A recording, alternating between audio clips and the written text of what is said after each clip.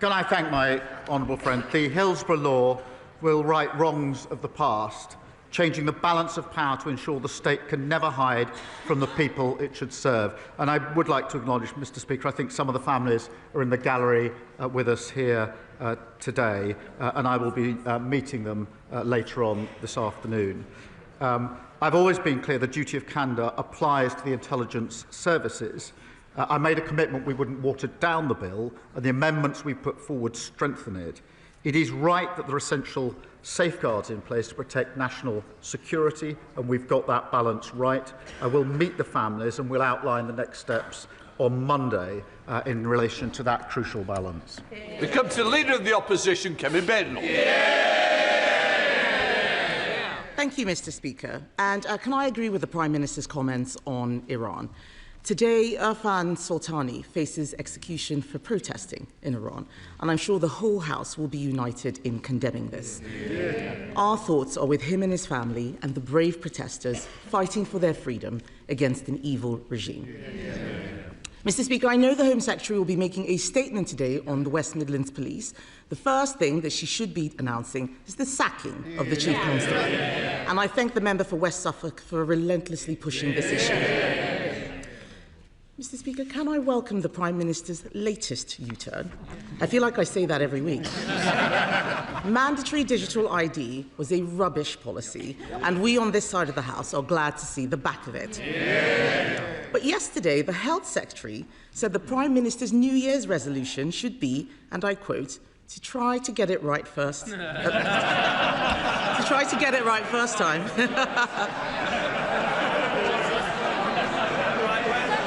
Try to get it right first time. Yes, you did say that. You did say that. My question is, does he agree? Prime Minister. Mr. Speaker, I'm determined to make it harder for people to work illegally in this country, and that's why there will be checks, they will be digital, and they will be mandatory. And I'll tell her what this government is doing, whether on planning, child poverty, employment rights, investing in our NHS. We're taking the right choices for Britain, and they oppose every single one of them. And she talks about U-turns and consistency. From the party that used to recognise the challenge of climate change, and now they run from it, who promised to cut immigration, but then lost control of it, who once took great pride in our diversity. Now they talk of deporting our neighbours to achieve cultural coherence. And, Mr. Speaker, on consistency, don't get me started on 5 Prime Ministers, 6 Chancellors, 8 Home Secretaries, 16 Housing Ministers. They had more positions in 14 years than the Kama Sutra. No wonder they're knackered and they left the country screwed. Kemi Badenoch. A lot of waffle, Mr. Speaker, but it's still a U-turn. The member for Hull East has said, it's so interesting, Mr. Speaker, Labour MPs must think very carefully before defending policy decisions publicly. He said, and I quote, "This stuff leaves us looking really stupid." I'm sorry to tell him, but Labour MPs have been looking stupid for a long time. But let's look, Mr. Speaker. Mr. Speaker, let's look at some other things the Prime Minister didn't get right first time, starting with the family farms tax. Some farmers were so terrified they sold their farms last year only for the Prime Minister to U-turn 2 days before Christmas. Will he apologise for the misery he's caused countless farmers? Prime Minister. Mr. Speaker, the principle we put in place on inheritance tax is the right one. We listened, we made an asterisk. But what we're doing is turning the country around. Yes, we've changed the country. We've changed the failed approach of the last Tory government. They crashed the economy and sent mortgage rates through the roof. They left millions stuck on NHS waiting lists.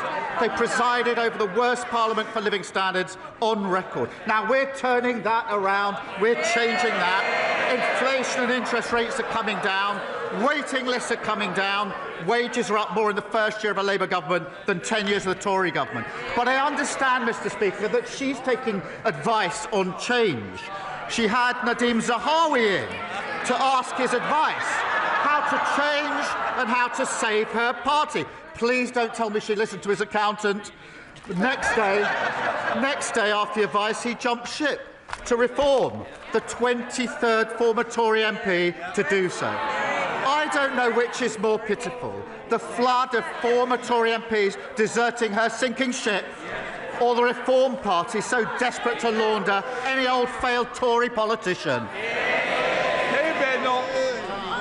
Mr. Speaker, the Prime Minister doesn't need to worry about me. I'm all right.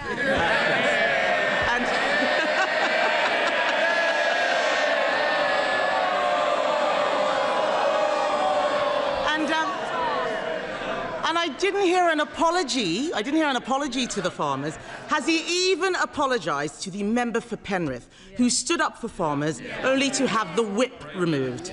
This Prime Minister treats his MPs so badly, they follow his lead, and he hangs them out to dry every time. Let's turn to another area the Prime Minister has got wrong. His budget doubled business rates for thousands of pubs.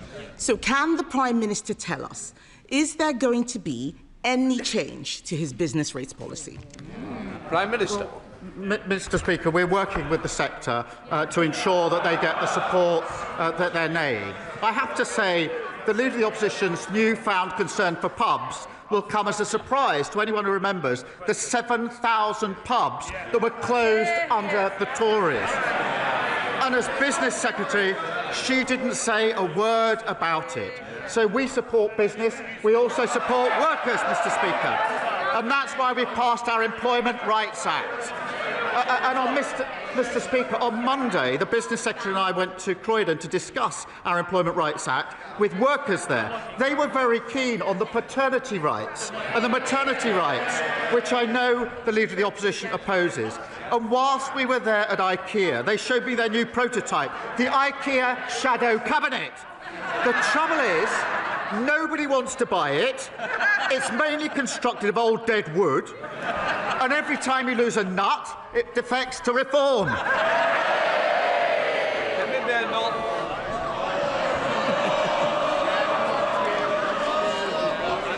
Mr. Speaker, he didn't answer the question about business rates. It sounds like he doesn't know what his policy is. And this has been a farce from start to finish. On Monday, the Business Secretary said the Chancellor did not even realise the impact of her business rates policy. No surprise there. But yesterday, the Tax Office said that they did tell the government what the impact would be. So can the Prime Minister be clear? Did he understand the impact of his own policy on pubs? Prime Minister. Mr. Speaker, we're working with this sector. She hasn't explained why she said nothing about the 7,000 pubs that closed on her watch. We're doing other things on the cost of living to help people, to make sure they can get out, to spend money in pubs and hospitality, boosting the minimum wage. What did they do? They opposed it. Freezing rail fares and prescription charges. What did they do? They opposed it. £150 off energy bills. What did they do? They opposed it. She said nothing when pubs were closing, and she opposes every measure now. And she said a moment ago, I'm all right. She clearly didn't listen to the advice of Nadeem Zahawi, because what he told her, he's now made public. He told her that they failed on mass migration, they failed on our armed forces, and he told her that she's leading, his words, a defunct brand the nation can no longer trust. No wonder he's joined the Tory migration to reform. Mr. Speaker, it's the second Boris wave. Mr. Speaker, I asked him if he understood the impact of his own policy. He didn't say yes. The reason he U-turns all the time is because he is clueless. He is blowing around like a plastic bag in the wind, no sense of direction whatsoever. And let's be clear, Mr. Speaker, this mess goes beyond pubs. The whole of the hospitality industry, cafes, hotels, restaurants, they're all being clobbered by Labour's tax hikes. There is an answer to this. Conservatives would abolish business rates for small businesses on the high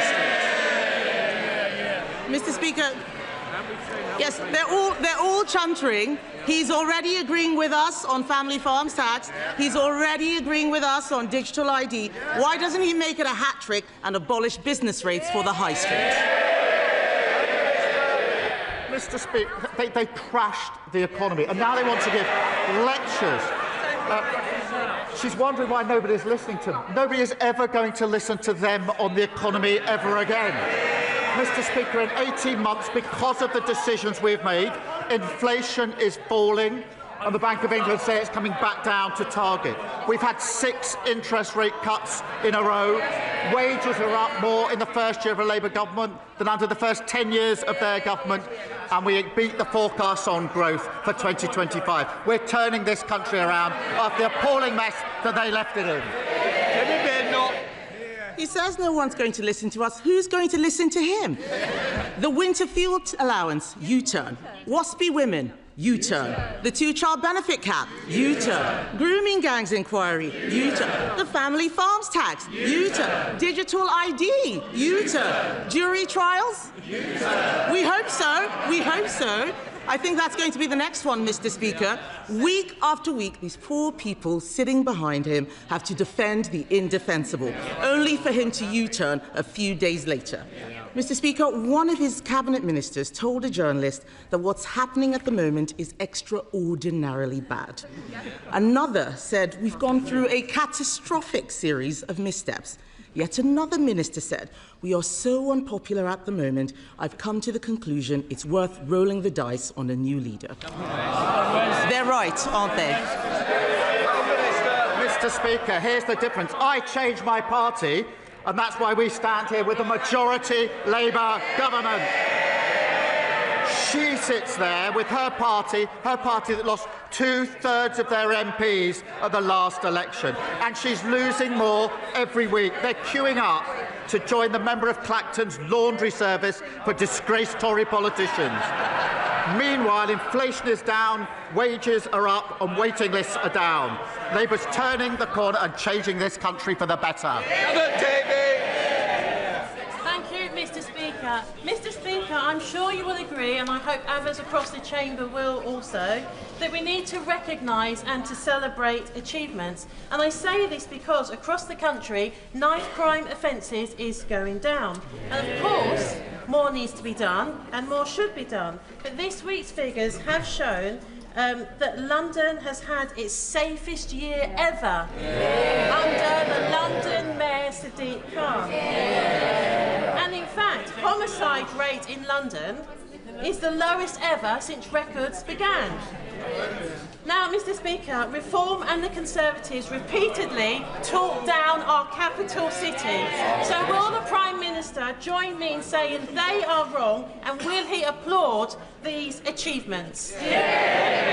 Well, she draws attention to the important work of the Mayor of London, and nobody should be talking our country down or talking London down.